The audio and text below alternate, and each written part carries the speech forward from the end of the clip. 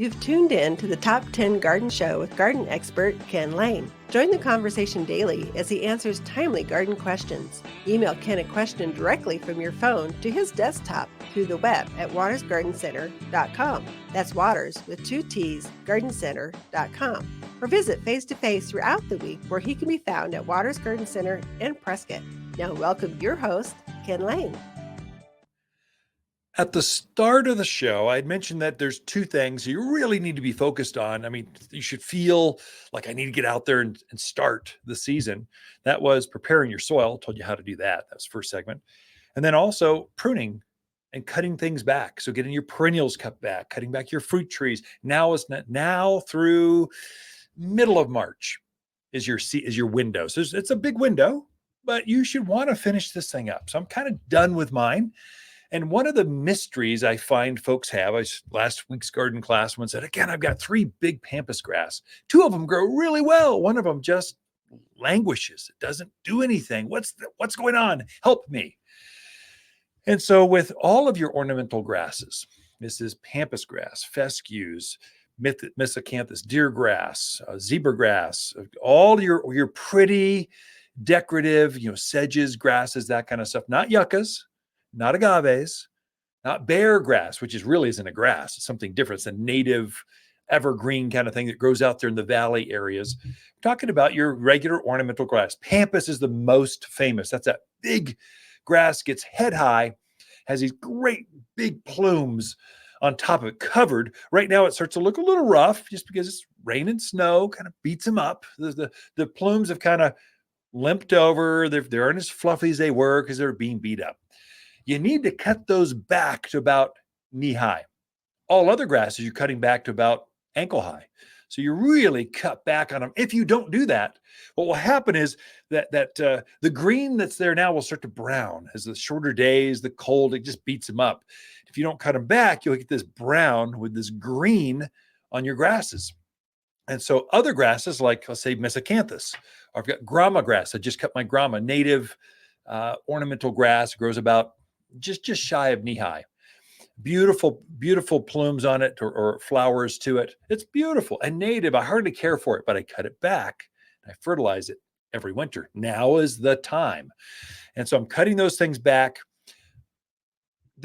Grasses are very fast growers. They're going to elongate and be just as big so that you cut back this pampas grass by 4, 5, 6 feet.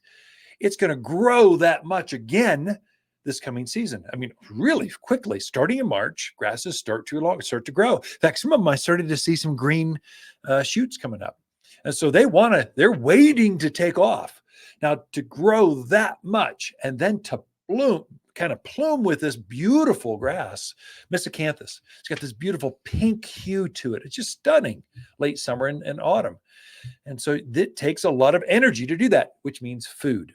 Grasses need more food than other plants in the gardens if you want beautiful ones. Do they need it? Do they have to have it? No, but they'll be weak and limp and they'll die out in the middle. They just won't bloom as well. But if you feed them, if you cut them back and feed them, they are just like rock stars. They are beautiful in the garden. They are the showpiece because they're gathering up wind. They float around in the wind, kind of the slightest of breeze. They just add drama. Butterflies love them. Birds like to take the seed heads and use them as a food source or nesting. So there's a lot of benefits. And we are in this higher elevation of Arizona. We're in grass country.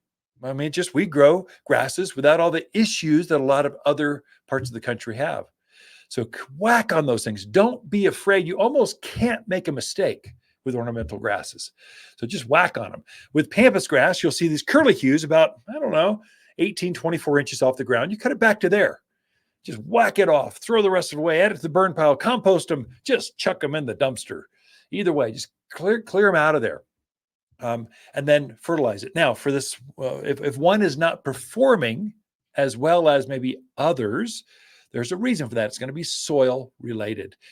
You just don't, there's a rock shelf, there's caliche layers, something's going on. Yeah, but Ken, they were all planted the same. They're all exactly the same. They should all grow exactly the same. There's nothing exact about your soil in the mountains of Arizona.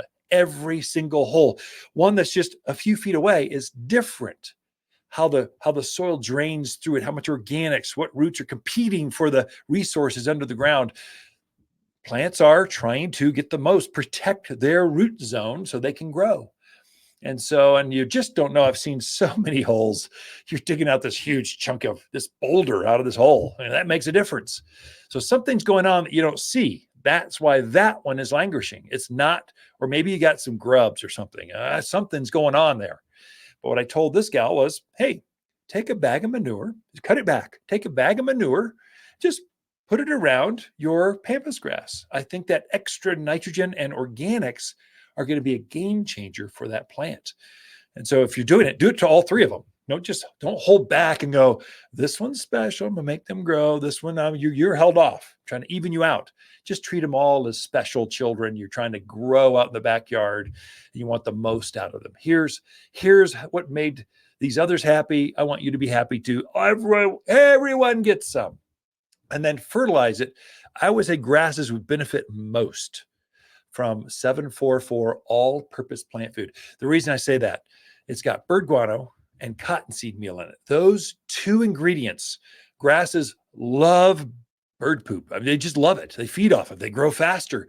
And the cottonseed meal is what grows huge plumes. You get better, showier grasses.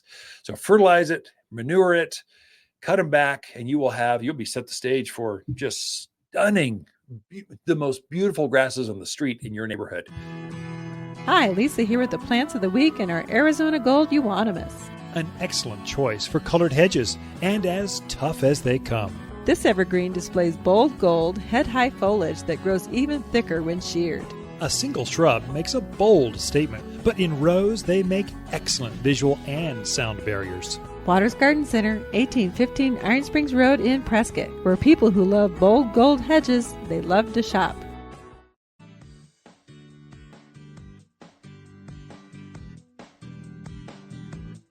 Top 10 Gardener, your source for timely garden advice, seasonally correct for the garden, guaranteed to make a difference in your yard this season.